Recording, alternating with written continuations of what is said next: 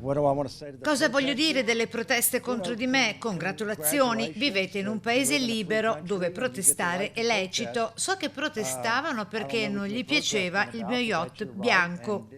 Commenta così la rabbia delle centinaia di manifestanti contro il suo arrivo in laguna ai 117 metri di lusso sfrenato ormeggiato lungo riva Sette Martiri, il diplomatico nonché magnate italo-statunitense Fertitta, che al riguardo conclude dicendo: non me ne preoccupo, sono stato qui per 5 giorni e la protesta è durata una ventina di minuti. L'ambasciatore americano Tillman Fertitta apre le porte del suo yacht alla stampa e lo fa prima di lasciare Venezia, indicendo una conferenza stampa. Donald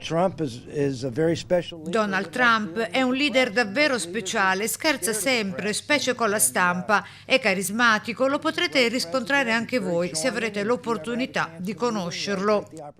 Fertitta risponde a tutte le domande che gli vengono poste dal ponte del suo blindatissimo Boardwalk, il mega yacht da 500 milioni di dollari, liquidando i dubbi sulle recenti frizioni tra Washington e Roma.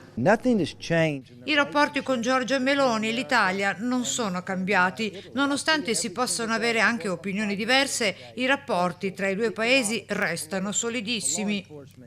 E dopo l'intervista, la nostra personale visita ai 6 ponti della Boardwalk, dopo essere saliti a bordo rigorosamente scalzi, in cima ben 2 gli eliporti, rispettivamente a prua e a poppa, con l'elicottero principale modello Airbus H130 con registrazione personalizzata N252TF, le lettere finali rappresentanti le sue iniziali Tillman Fertitta. Quindi le fighting chair, le sedie per la pesca cosiddetta da combattimento, ovvero d'altura.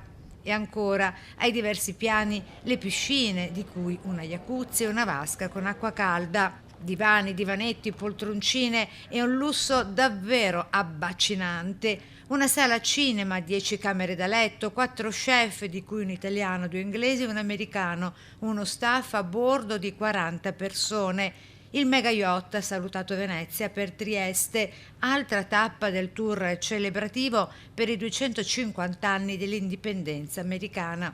Il saluto di Fertitta alla città e alla stampa.